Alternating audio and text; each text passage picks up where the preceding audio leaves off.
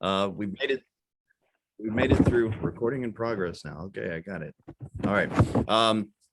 This morning, we are certainly honored to be joined by Lieutenant General Michael Rochelle as our guest speaker. You're going to hear from him in just a minute. The Easterseals team, though, of course, will be giving you an update as we do every year on its plans for the future. You're going to hear from a veteran, LaRon. He's on the call right now, who will actually share his personal story of working with Easterseals. And last but not least, we're going to give you the final details here of the upcoming event. So many of you want to take part in. Maybe you've already registered. If not, we're going to give you all the details. It's the Honor Ride this year. It's a great event. I know a lot of people are kind of itching to get out and get back involved in the community, and this will be great for you to be able to do that. A bit of background about me. Many of you on the call, I've either interviewed or had calls in the past or what have you. Some of you know my background. For those of you who don't know, I served in the Air Force for 9 years. My original training was actually in law enforcement. And eventually they sent me to a course and taught me how to pick locks and defeat alarm systems. And I used to break into priority resources for the United States Air Force. And if I could do that, I wrote up base commanders and told them to fix things. I eventually cross-trained over into broadcast journalism and literally traveled wherever. I had a 3-hour rock radio show, woke up all of Southwest Germany, parts of Switzerland, and a nice cold winter day. The signal would actually make its way over the mountains.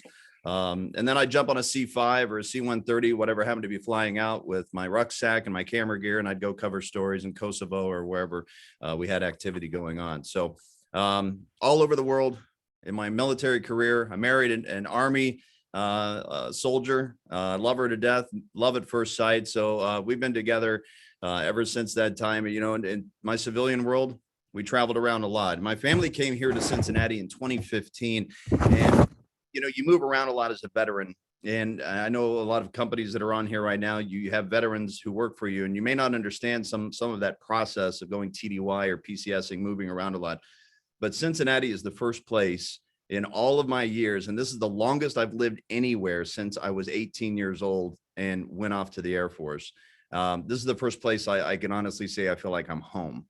And that means a lot to me. That means a lot to my family. And a huge part of that is because of the resources here in Cincinnati. And, let's face it, I'm originally from the Midwest in Missouri. Midwest people are the best people, right?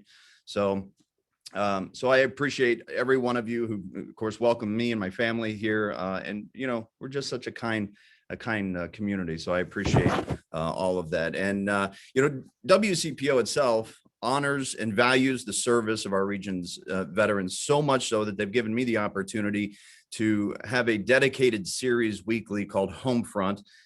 It's great to be able to share the stories, obviously, of veterans in our community who are innovating new businesses, how our region celebrates those who've served, a community that really rallies behind veterans and gives them the hand up. And that's a crucial mission, of course, for Easterseals, to give veterans in need that hand up when they really need it to get them on the next path. So I appreciate, of course, Scripps and WCPO for allowing me to have that dedicated series.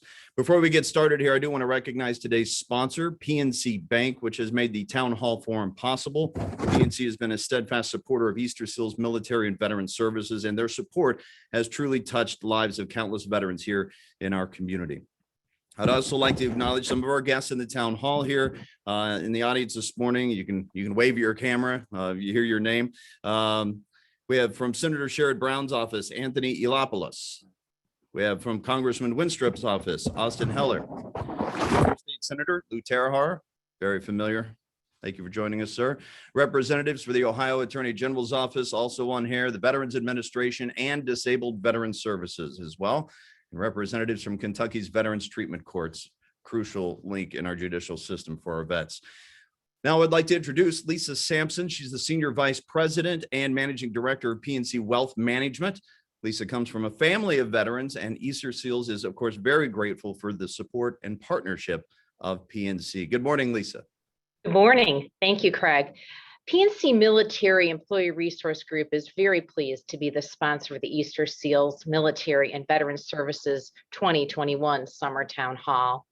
We are so proud to be associated with Easterseals and all the wonderful work being done with our veterans.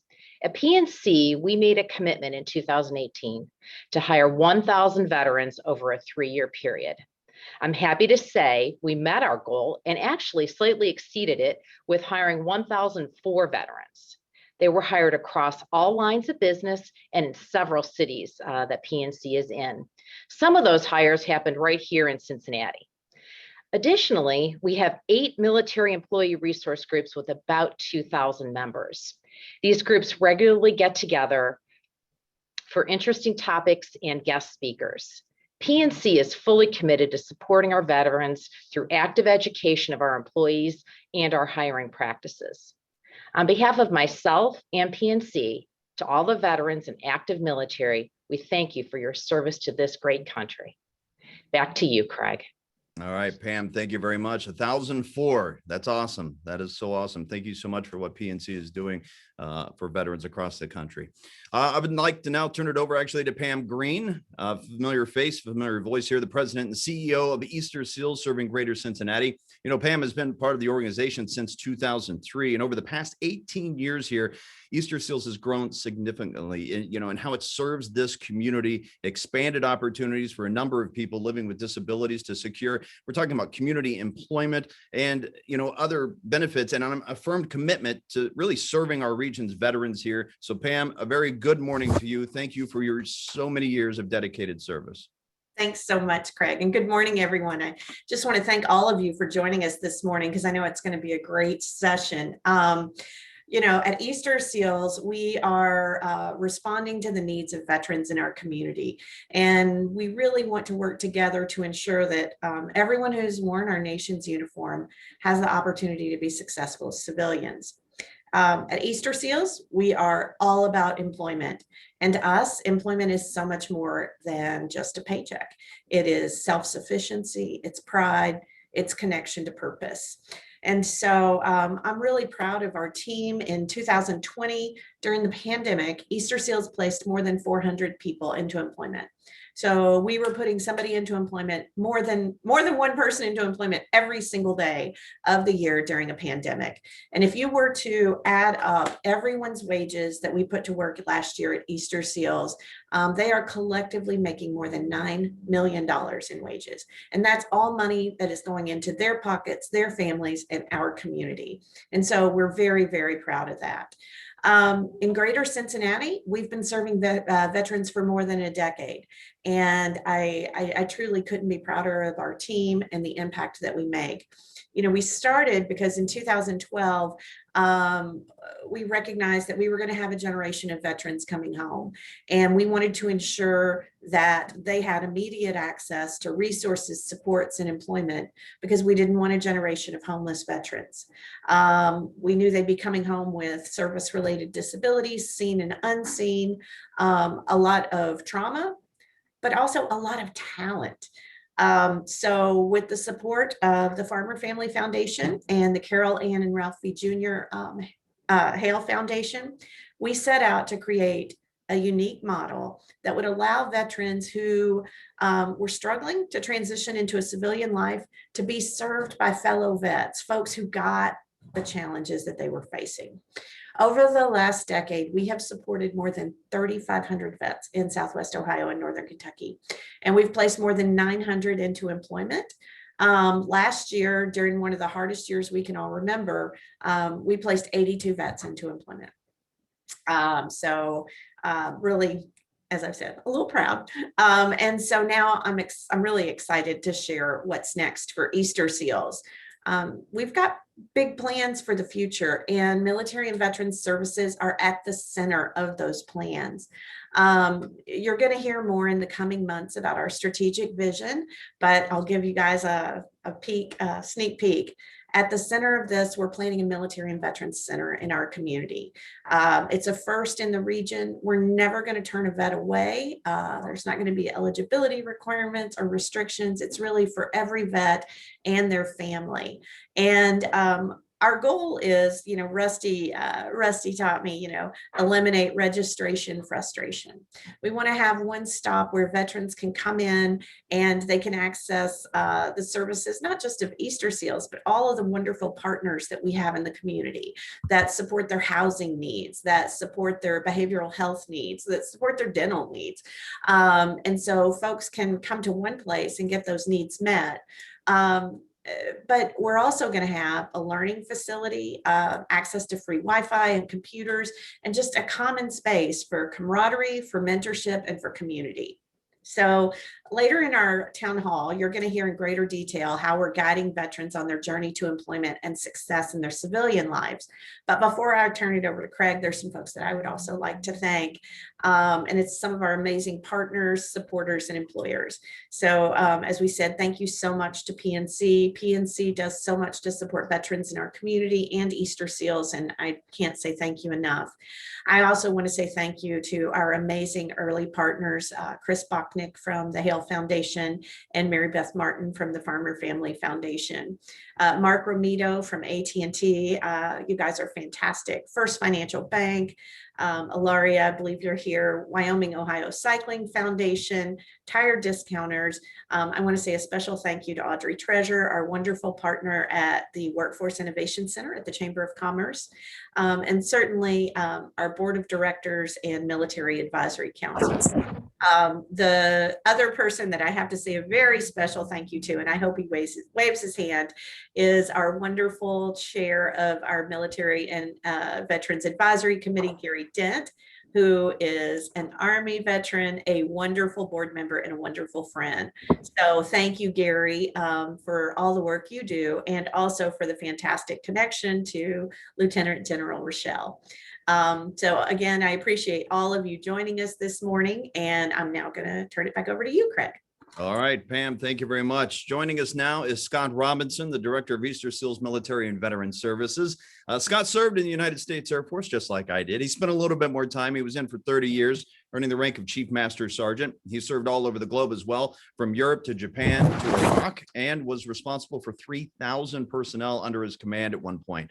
Scott says the military really gave him more than a career. It also gave him a purpose and a family he continues to serve in his role at Easterseals as well. Scott, good to see you wearing Air Force blue, just like me. Thank you, Craig. Great to see you, and thank you so much for the Air Force introduction. Good morning, everybody. Today, it is my privilege to share the impact our team is making to improve the lives of veterans in our community and outline the challenges and opportunities we face as we move forward. You know, as a veteran myself, I can honestly say I believe no other veteran serving organization is as qualified, as effective, or as dedicated to making an impact within the local veteran community like the one I'm honored to be the director of today. I know that we all understand that it takes a lot to make a difference on a large scale.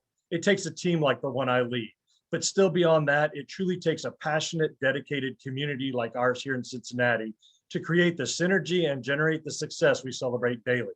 And thanks to each of you, together we are making a difference. Because of you, Easterseals Military and Veteran Services has been able to help thousands of veterans and families locally. Just a moment ago, Pam shared some of our accomplishments today, and I'd like to reiterate this because of you. 3,500 vets have received emergency supports and resources. 900 vets have been placed into employment. Over 100 homeless vets were helped to find housing, and 150 vets with disabilities were provided with educational services to help start or advance their careers. You know, earlier I talked about how Greater Cincinnati community is dedicated to helping veterans. Let me share a few examples of powerful partnerships we currently have that allow us to be the tip of the spear when it comes to serving veterans. Easterseals Military and Veteran Services is the go-to partner for United Way's 211 emergency hotline. This means that when a veteran calls the United Way vectors those calls to us. We are proud to partner with the City of Cincinnati through the Human Services Fund. We're proud to be a partner with the Veterans Treatment Courts in Hamilton and Butler County in Ohio, along with Northern Kentucky's Veteran Treatment Court, because we do understand that some veterans face numerous challenges and barriers to success. And without us meeting them where they are in their journey, we could not be successful. We continue to operate a robust employment plan under the Department of Labor's Homeless Veteran Reintegration Program. And as you can see, I'm proud to say Easterseals Military and Veteran Services is genuinely unique in so many ways. But what else makes us unique? Our military and veteran service team is 100% staffed by veterans with nearly 70 years of combined active duty experience, including deployments and combat tours. We also have a family member of a veteran that works on our staff too. So with these common core of experiences we share with vets we serve, we know firsthand the complex challenges they and their families face. In addition, we understand the journey each person who has served our country takes as they transition from active or reserve status back into the civilian sector, because we have also made that journey. We are proud to provide our services at no cost to the veteran or their family member, and we live by the same ethos we held on the battlefield. We leave no veteran behind, period. Regardless of discharge status, disability, or personal circumstances, we treat every veteran with honor, dignity, and respect. We work with them to identify their needs and empower them to overcome their barriers and secure sustainable employment to turn their lives around. And here's something impactful to think about. In Cincinnati today, over 3,000 local veterans are unemployed and struggling to support their families. Yes, that number is 3,000. We know that there are over 900 veterans that are currently homeless. But imagine how the situation is even more challenging for veterans who have less than honorable discharges, as they're automatically disqualified from the majority of traditional support services offered by the VA or many nonprofits. And if you didn't know, unfortunately, over the last 2 years, many local veteran serving organizations have closed their doors, and others have become increasingly selective about which veterans they serve. As a result, Easterseals has seen a 500% growth in demand for our services. Locally, hundreds, if not thousands, of veterans are losing their jobs and the ability to provide for their families. As a result, many feel isolated and alone, and it can fall back into depression, addiction, and an overwhelming sense of helplessness. And we are actually seeing a rise in the calls from veterans suffering from these conditions. So in response, Easterseals has adapted our services to continue to provide critical resources, education, and employment support for veterans during this challenging time.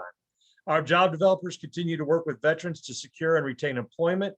Over the last year, I'm proud to report we have placed veterans into meaningful careers with vet-friendly partners such as Kroger, First Choice Aerospace, Wayfair, Amazon, Allied Universal, Empire Packing, and Tire Discounter, just to name a few. Okay, I think I covered all the bases here. Now I'd like to take a moment and a breath and introduce Laron Davis. Laron is a veteran we have served, and he's going to take an opportunity to share his story working with Easterseals. Good morning, Laron. Good morning, Scott, and good morning, everyone.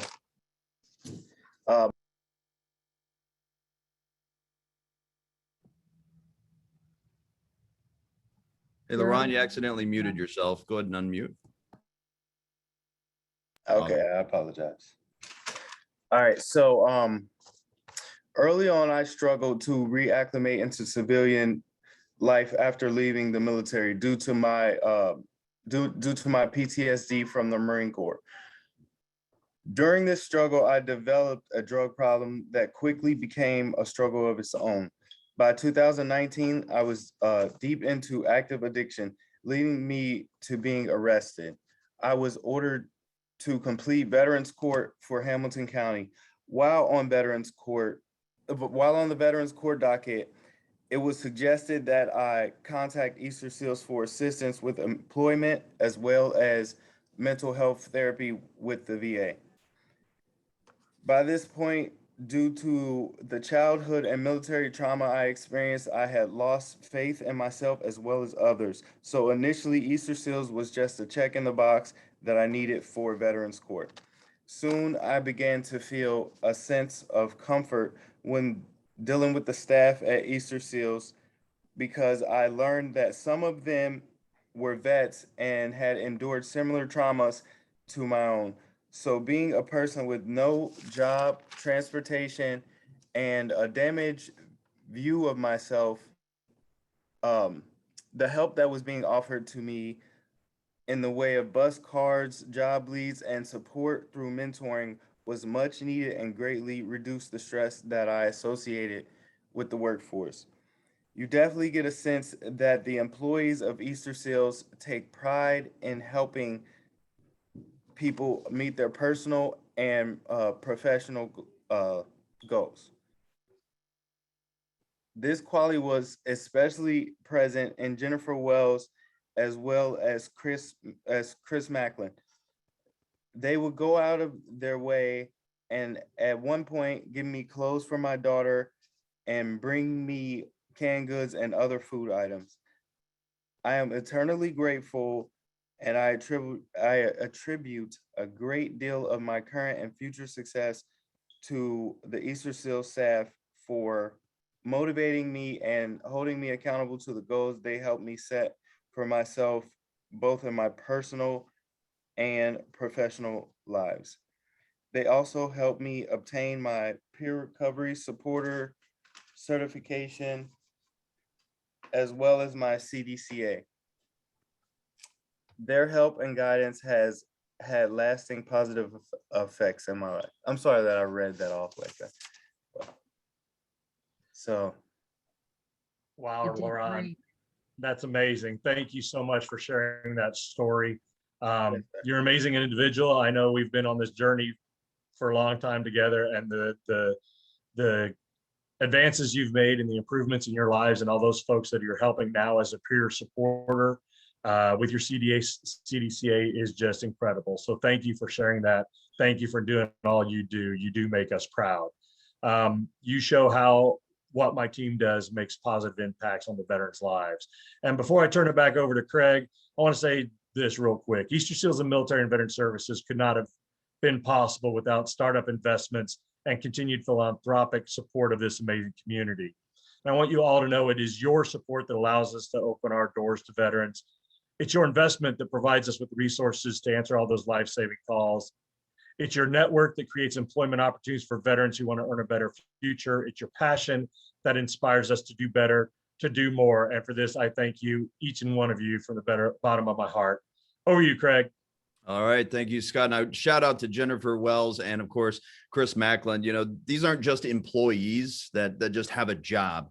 If you've ever met either one of them, you will know that it's in their heart. It's in their soul. They are veterans. They are helping veterans in our community. And while I've featured them a couple of times on my Homefront series, I have to say that, you know, they work the extra hours when everyone else, you know, punches out that clock at 5 o'clock. They are willing to go that extra mile, even if it means lifting people's furniture and making sure that they get people moved or to that job interview or what have you. So big shout out to Jennifer and Chris this morning for sure. And LaRon, thank you so much for sharing your personal journey and personal story. I know it's not always easy to share that personal journey. So I really appreciate you taking the time to do that this morning. And just know that you have well over 100,000 veterans in the tri-state here, your fellow brothers and sisters that are on your side supporting you up. And if you ever need anything, all you have to do is let us know. We're here for you. Before I introduce our keynote speaker here, I want to tell you about Easterseals Honor Ride. All right. It's presented by the Carol Ann and Ralph V. Hale Jr. Foundation. The gang at Easterseals, very excited about this first annual bike ride that you can do literally anywhere in the country to support veterans and their families. On August 28th, Easterseals will be riding from 2 local locations, and we ask that you join us or ride on your own. We're going to play a quick video here just to show you what the Honor Ride is all about.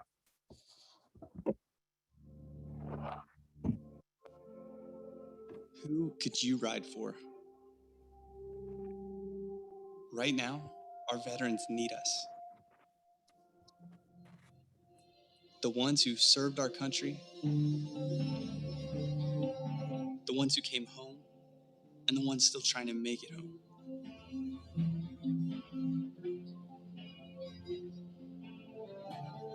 This August, we have the opportunity to honor a vet and help a vet with our ride, the Easterseals Honor Ride.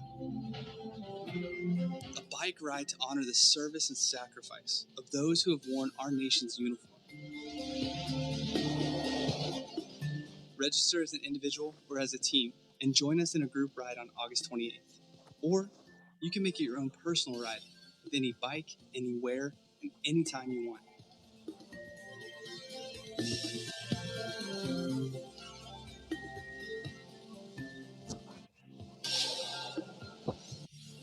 Easterseals Military and Veteran Services is committed to ensuring that all who served have somewhere to turn when they need help with employment, education and job training, homeless reintegration, and so much more.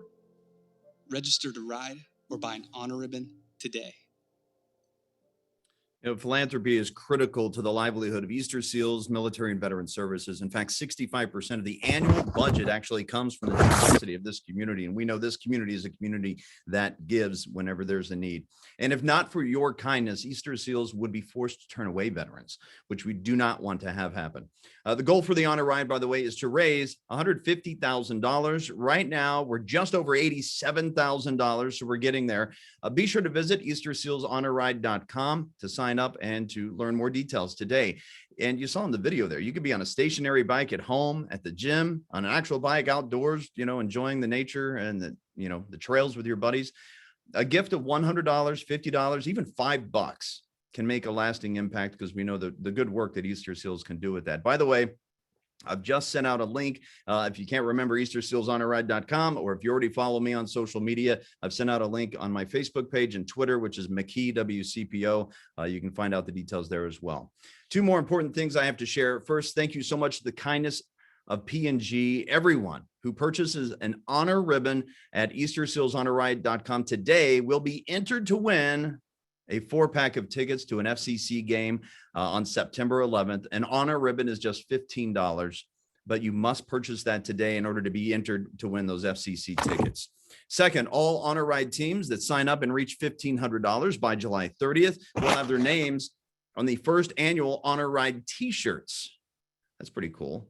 Right now, we have 5 teams that will be listed, but we want more of them, right? So let's get this to at least a count of 10. Let's get at least 10 different names on this shirt. If you have a team in mind, put your name in the chat, and someone from Easter SEALs will reach out with you today to make all the arrangements there. All right, now let's get to our keynote speaker here. It's my pleasure to introduce Lieutenant General Michael Rochelle. The Lieutenant General here, he's going to talk a little bit about a number of things. He's going to answer your questions as well. So here's a side note, a little admin for you. Be sure to submit the questions in a private message down below, a private chat. Fergal Reid, that is spelled F-E-A-R-G-H-A-L-R-E-I-D. And Fergal, well, he's going to get as many of those questions as possible. He's going to gather those up and get them to me so we can ask the general those questions at the end of the speech. So General Rochelle is a retired 3-star general officer in the United States Army, where he served for more than 3 decades. He served as the senior military assistant to the Deputy Secretary of Defense, the Honorable John J. Hammer, and later as the special assistant to the Deputy Chief of Staff Personnel. He also served as director of the U.S. Army Installation Management Agency. The Lieutenant General has been recognized for his distinguished service on numerous occasions and holds the Defense Distinguished Service Medal, Army Distinguished Service Medal, Defense Superior Service Medal, Defense Meritorious Service Medal, Army Commendation Medal, and Joint Services Achievement Medal, among many others that we can't laundry list here today. The General is the founder and president of MDR Strategies, an executive coaching and leadership enterprise located in Northern Virginia. MDR Strategies actually uses its 40 years of leadership development experience in uniform to help guide and advise clients on leader development program enhancement. He served on the board of Military Officers Association for 6 years as well. And his number one passion is executive leadership and coaching. We are certainly pleased to have him here with us here this morning to share his insight and experience in hiring, retaining, and building a work culture really fitting for veterans as they transition and come out into the civilian world. Good morning, General. So great to have you here this morning. Thank you very much, Craig. I'm delighted to be here. And let me express my thanks to Danielle, to Pam, to Gary, to Jackie Selfridge, and all of you for your interest and for being here as well. I also want to recognize Anthony Eliopoulos from Senator Sherrod Brown's office, Mr. Austin Heller from Congressman Winstrup's office, Mr. Lou Terhar, and I must acknowledge David Douglas, State Veteran Program Director from Indiana, because we served together in Army Recruiting Command all the way top. And I want to especially thank Laurent for sharing his wonderful story. That takes a lot of courage, as has already been noted. I'm going to talk very briefly a little bit about some background, all true, all accurate, and can be validated and verified. I'm a storyteller, and I think in telling stories which are true and have some form of poignant message behind them. We communicate things that can't be communicated with simple dialogue. And my story begins with a piece that I wrote in 2011, which is on my website, entitled "The National Embarrassment of Veteran Unemployment, a Call for Mature Thought Leadership." I reread that piece last night for the first time in a long time, simply because it was mentioned as part of the advertisement for this event today. And curiously enough, it shocked me in terms of how much my thinking about this issue of veteran employment has been unchanged, completely unchanged for 10 years. And let me go back to March of 2011, when I was a little bit less than 24 months out of uniform, but I had recently entered into a conversation with a Fortune 100 company who found me through a veteran and someone who had served on a board of advisors for the Secretary of the Army. The company indicated that they wanted to hire about 1,000 veterans. And they said, well, you've been a recruiter, you've headed up Army recruiting, you certainly know how to find good people and point them in the right direction. And I thought this will be just a complete slam dunk. There's nothing difficult about that.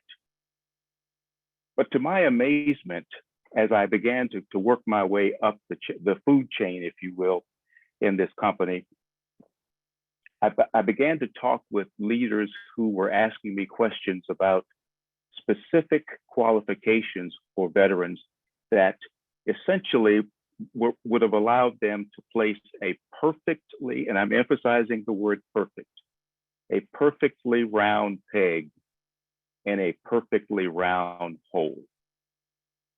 And that became a problem.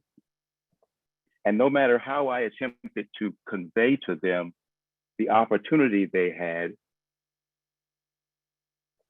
to take the initiative, the leadership ability, the teamwork, the selflessness, and the learnability, the trainability and learnability of all of our veterans, no matter the service, it fell on deaf ears.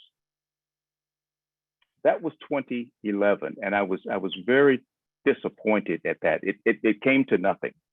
And I want to compliment what I heard from the lady from PNC, who has hired over 1,000 veterans in your area. That's remarkable, because what that told me instantly is that you went the exact opposite of this other experience that I'm relating right now. Let me go back now to 2009. 2009, I was coming off an assignment on the Joint Staff, working for General Hugh Shelton, the chairman of the Joint Chiefs of Staff. He was the second chairman that I'd worked for on the Joint Staff. And I was promoted in 2009 to 1-star. It was also a great year because my youngest of 2 daughters graduated from West Point, and she was starting her military career, headed off to Korea. And this is the position that I went into that you heard from Craig, the senior military assistant to the Deputy Secretary of Defense, the Honorable John Hamrick, who right now heads up and has headed up for quite a long time, the Center for Strategic and International Studies. Wonderful, wonderful man. Well, as a 1-star in the Office of the Secretary of Defense, when there's a meeting and the Secretary of Defense or the Deputy Secretary of Defense's chair, you get to sit alongside the wall. You don't rate the table. But that's okay. That's perfectly okay. Because from that wall back to the wall position, you have the entire panoramic vista of what's going on in that meeting. And on one of those meetings that Secretary Bill Cohen, former senator from Maine, and a phenomenal Secretary of Defense, he was chairing a meeting with some business executives. And if my memory serves, they were representatives of an organization called BENS, B-E-N-S. business executives for national security. And as I sat alongside the wall, I heard Secretary Cohen say, and I'm paraphrasing, "What concerns me is the growing separation between America's military and the citizens they are sworn to defend and protect." And it hit me like a ton of bricks. And it's never left me.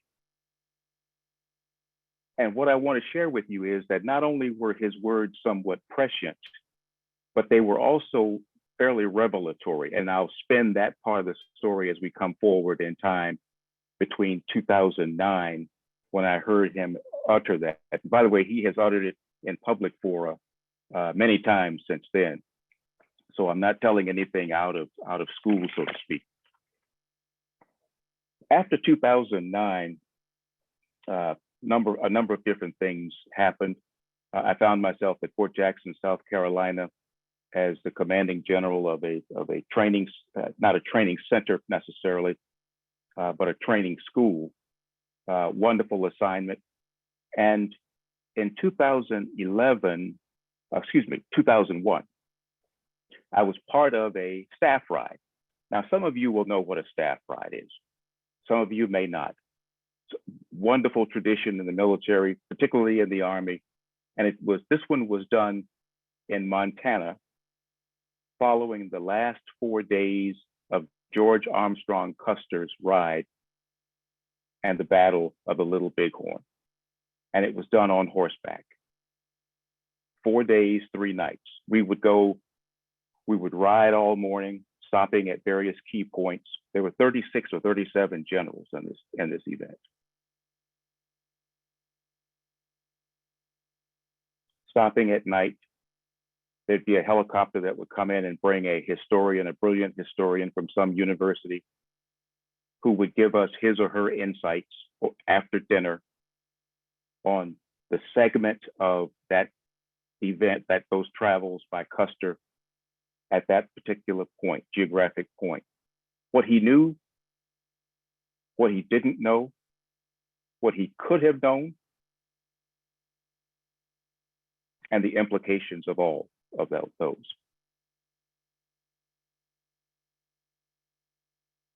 The staff ride ended on the evening of September the 10th, 2001.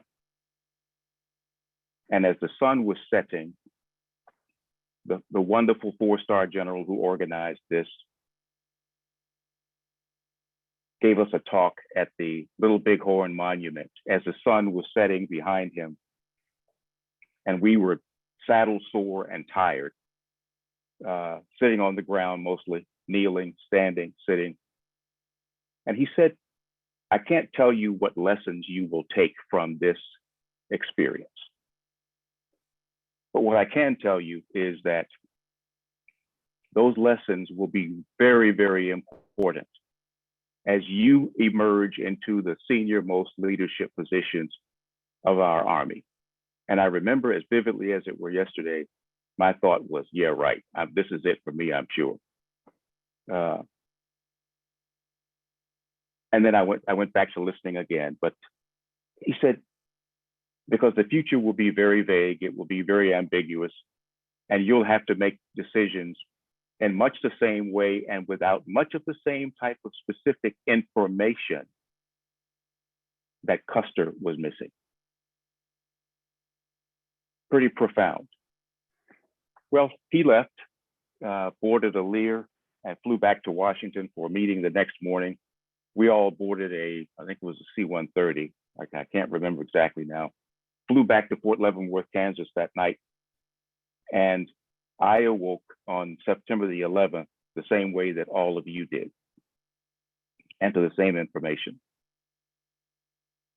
which was surreal for me.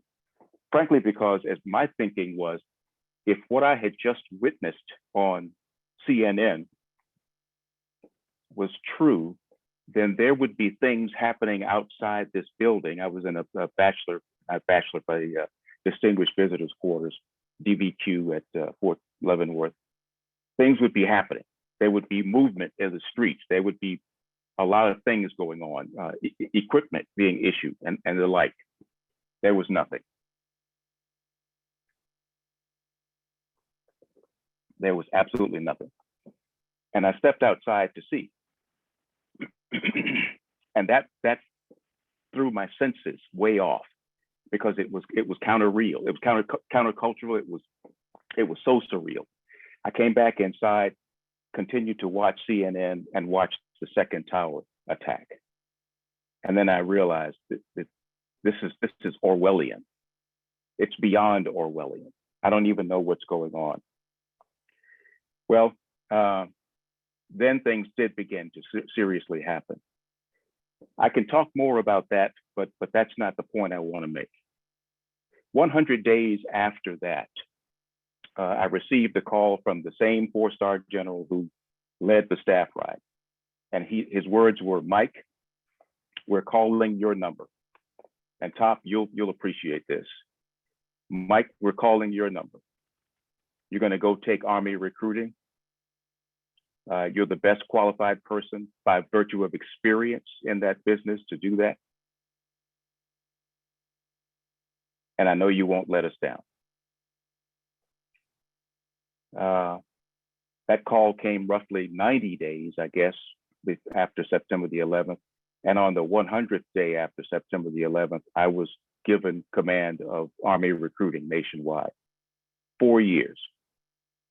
4 years in that very pivotal role, trying to learn the lessons of history, trying to learn the lessons of Custer, trying to learn the lessons of our staff ride, and trying to make sense of what was happening in our country. Now, let me bring it forward a little bit more, because this is where the real meat of Senator Cohen, Secretary Cohen's words in the Pentagon in 2009 really began to ring home. As I traveled around the country, commercial mostly, almost exclusively, for at least 3 years of the 4, I thought that we would have people of young men and women who would be knocking down our doors to serve after what had happened to our country on September the 11th. And there were, I don't want to mislead anyone on this, there were a lot of people knocking down our doors. Many of them we could not accept. Many of them. Many of them were people who had already served. In fact, I remember being in Dallas airport, and a gentleman came up to me. I was in uniform. He recognized the uniform and the recruiter badge that I wore from day one until I left the military. And he said, "General, I want to come back. I want to serve my country. And to prove to you that I'm fit, I'm going to drop right now and give you 50 push-ups." This is in the middle of the airport. And I asked him, "Please don't do that, because you're going to compel me to join you, and we'll both look like fools doing this." But here's the point. The people who had already given were willing to give more. Many of the people who wanted to serve were not qualified to serve, many.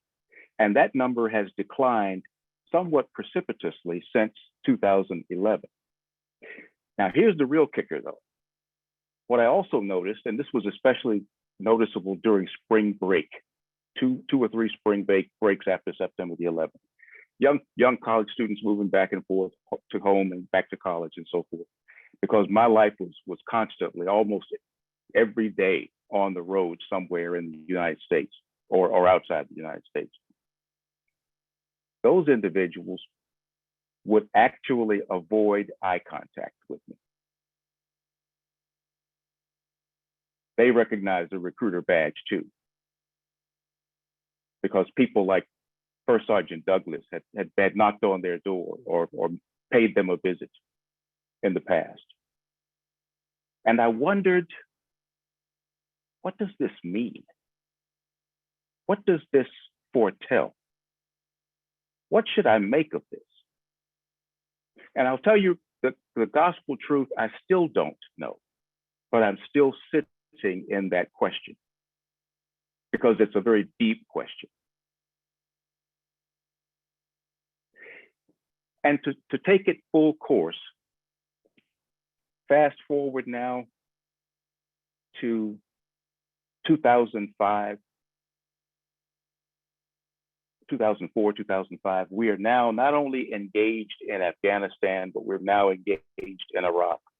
And recruiting became recruiting the numbers that we needed as we were growing the force to be able to address those two fronts was very, very challenging.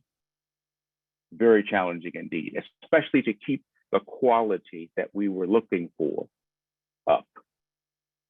Now, let me project this into the future, because this is why what I'm sharing with you is important, especially on the subject of veteran employment. To the extent that people like LaRon and others are unable to land on their feet after serving their country, and I believe it was Pam who commented that employment is much, much more than just a job. It's dignity, it's respect, it's a place in society, and it's a contributing place in society. But to the extent that they have difficulty with that, it does not bode well for the future, in my estimation, my humble opinion, of the all-volunteer force. Let me give you a few more demographic points.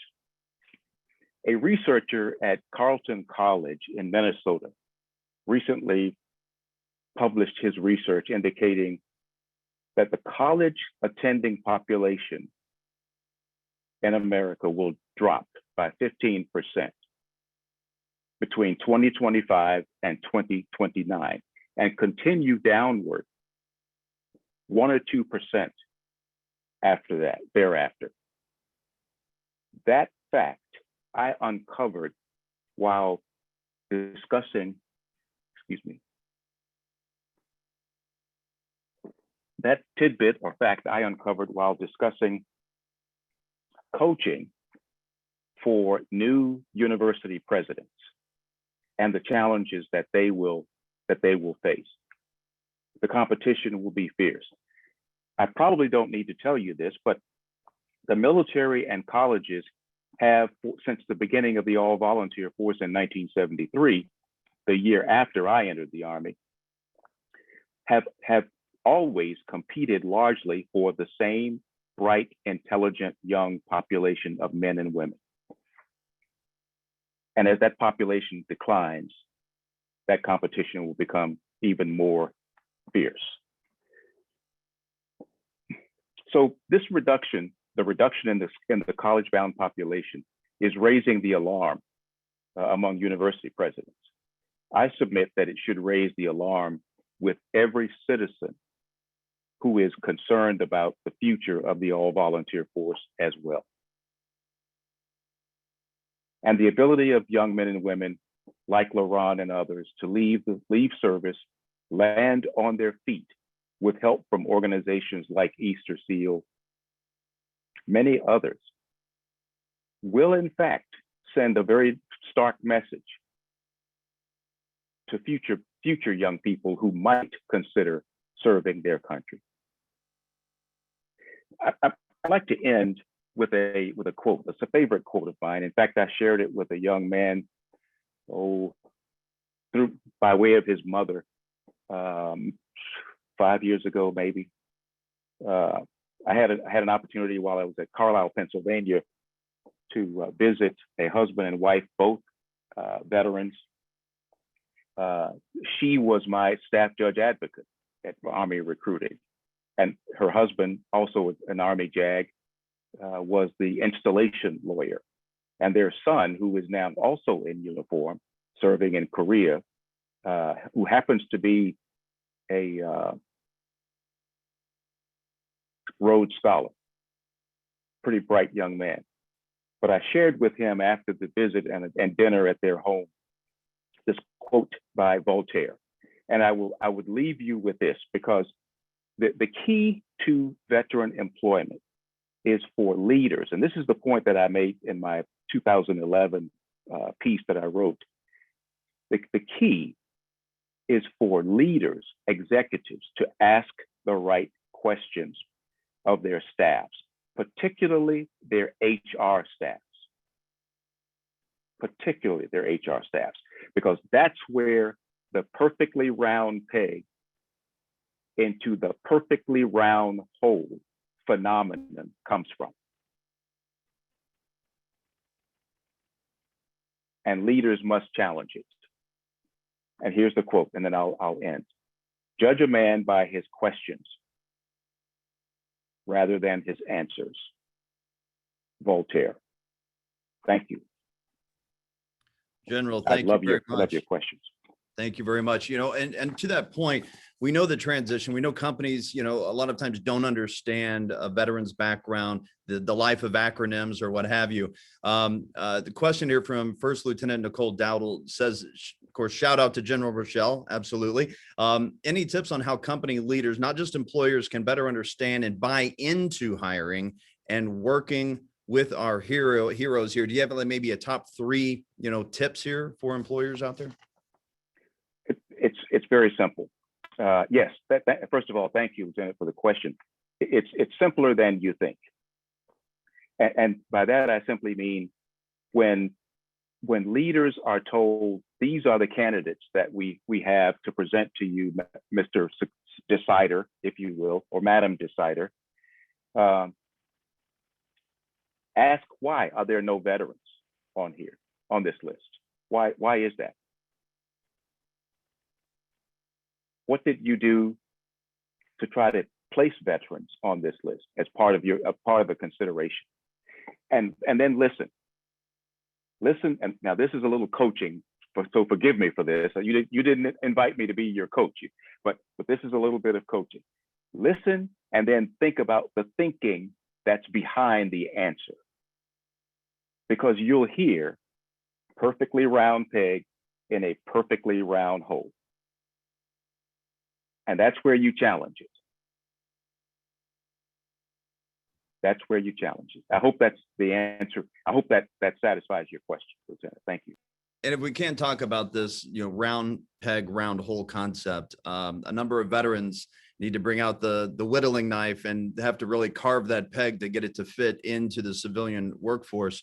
How important are organizations like Easterseals and other partnerships and service organizations in the business community to help with that transition? And really, what can society do to make that transition easier and bring vets on board and have a better understanding? Well, I suspect Dave Douglas could answer this far better than I can, but my answer would be helping to make the translation, helping to translate what the young veteran has done into language that, if not the HR professional, then certainly the senior executive can understand. You see, one of the phenomena that I didn't go into is, I'm looking at time here. Yeah, one of the phenomena that I didn't go into is that since the end of World War II, this gap that Cohen was speaking to has been growing. And if you look at the number of veterans coming off active duty, active military service in World War II, frankly, the largest demobilization in our nation's history, they were coming off alongside people who understood what they had experienced, who understood the meaning and the significance of their training, who understood how to take that, translate it into adaptable and applicable roles and functions in their organizations. We don't have that today, as only 1% of Americans serve in uniform, and that percentage is declining. 1%. So it's not that I'm anti-HR professionals. I'm not, but they just it's a perfectly round peg and a perfectly round hole or nothing, and that's mistaken. Well, I know that, some things, the veterans don't believe it transfers over with their skills in the military, and there's that translation that needs to happen. So it's so important for any of the leaders, the hiring managers on here, HR, if you ever have any questions whatsoever, if you receive a veteran's resume in your inbox, feel free to reach out to Easterseals, because the veterans within this organization can help explain to you how those skills in the Army, the Air Force, the Marine Corps, the Navy, and the Coast Guard, Space Force now for that matter, can translate into your workforce, and you can have amazing leaders in your place of business. General, I want to thank you so much for spending time with us this morning and answering some of the questions here. And again, we want to encourage everyone to go to Easterseals Honor Ride. I've seen in the chat room here, so many people saying, I just registered for the Honor Ride. I just registered. So thank you for everyone who has already done that. I want to thank everyone for joining us here for the Easterseals Military and Veteran Services 2021 Town Hall. If you own a business, again, look for ways to add veterans to your workforce. We're good people. I can tell you firsthand. If you know a veteran who happens to be struggling, of course, right now, and they really need that hand up, they're at that fork in the road in their life, and they just need to get that light, on the right path, send them to Easterseals. Call Easterseals for them, pass on their information, or put them in your car and drive them to Easterseals, because I know Chris Macklin will be there with open arms, ready to welcome anyone through those doors there. Again, sign up for the Honor Ride. It is such a great pleasure to be here once again this year. Hopefully you invite me back next year and we can do this in person, and have some breakfast and coffee and celebrate in person. So enjoy the rest of your day, everyone. General, thank you once again for taking time out of your busy schedule to speak to us this morning. And thank you, of course, for your dedicated service to our country. My thanks to all of you. Thank you so much for inviting me. Have a good day, everyone.